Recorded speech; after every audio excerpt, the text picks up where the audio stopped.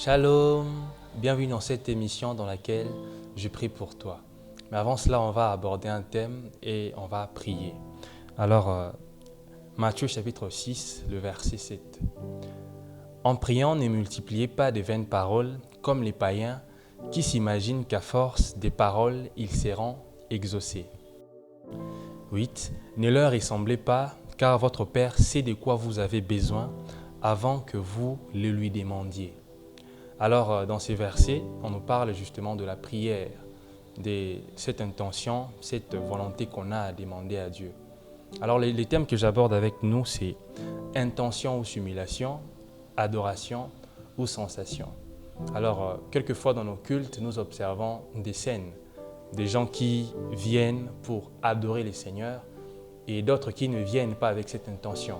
Alors, c'est sur le champ, c'est pendant que nous sommes là, que cette conscience se vient.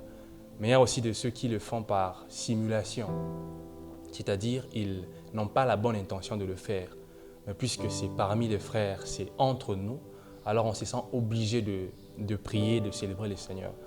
Alors dans ces domaines d'adoration, il y a dans ces volets pratiques qui demandent cette conscience.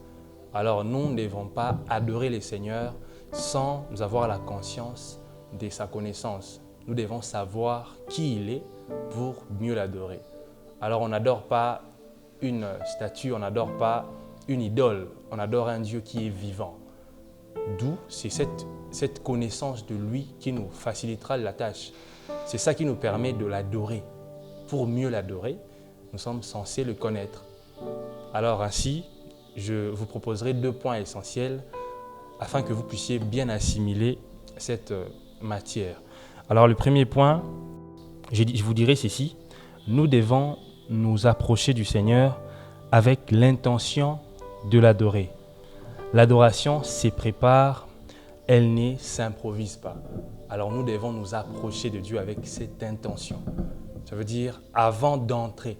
Vous voyez les enfants d'Israël à l'époque, avant d'entrer dans la présence du Seigneur, avant d'entrer dans son temple, son saint temple, il y avait des préparatifs, il y avait des préalables à accomplir pour venir célébrer le Seigneur.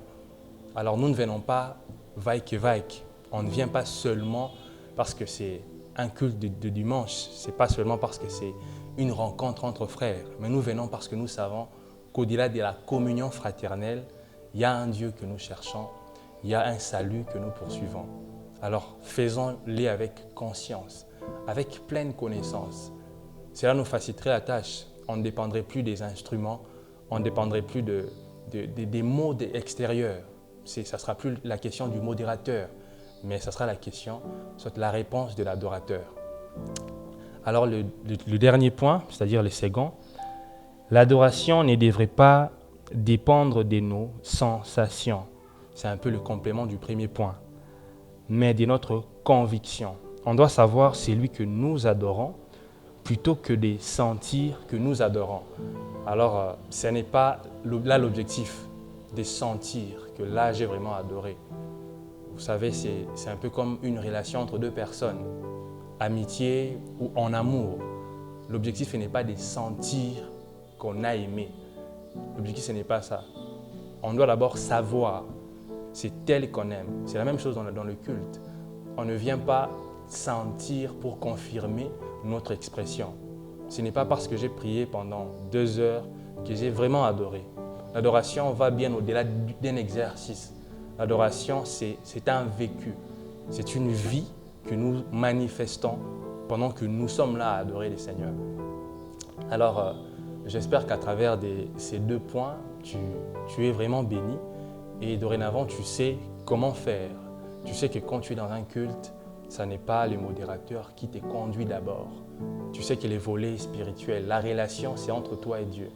Alors tu le fais avec conviction, tu le fais avec conscience, mais aussi avec connaissance de la personne que tu adores.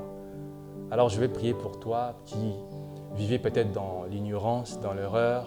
Il se peut que tu n'avais pas toutes ces vérités que la Bible vient de nous citer.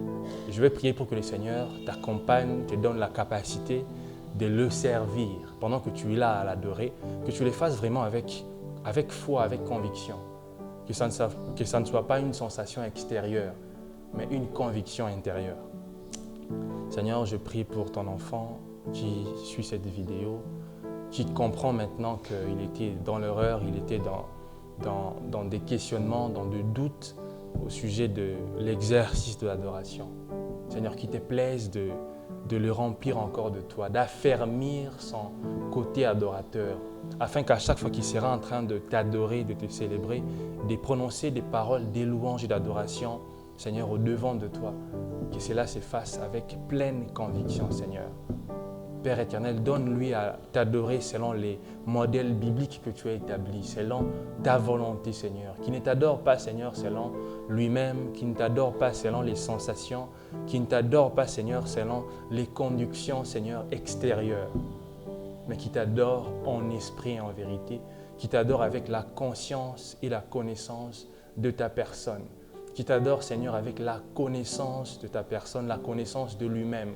Père, qu'il soit conscient qu'à ce moment-là, pendant qu'il est devant de toi, c'est toi qu'il est en train d'adorer, Seigneur. Affermis son cœur, bénis sa vie au nom de Jésus. Amen.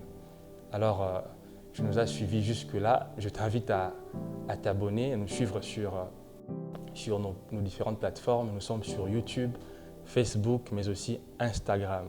Alors, partage le lien, commente si ça t'a vraiment béni. Nous sommes à la fin de notre émission. Que Dieu te bénisse.